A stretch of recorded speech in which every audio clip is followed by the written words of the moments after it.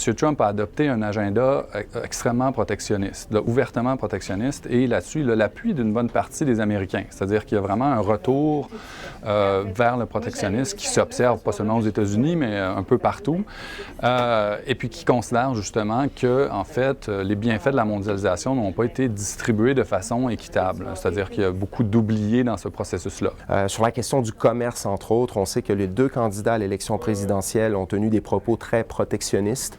M. Trump a dit que l'ALENA, par exemple, est le pire accord de commerce jamais signé par les États-Unis. Mme Clinton se dit contre le partenariat transpacifique. On sait que c'est un accord de commerce cher aux yeux de Justin Trudeau, le premier ministre du Canada.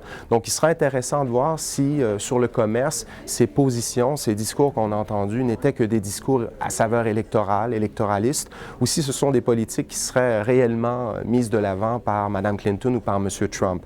Mais on sait que de ce côté-ci de la frontière, ces discours protectionnistes inquiètent. 75% des exportations canadiennes vont aux États-Unis. Plus de 500 000 emplois au Québec dépendent de notre accès au marché américain. Donc, ces discours protectionnistes, qu'en restera-t-il au lendemain de cette élection?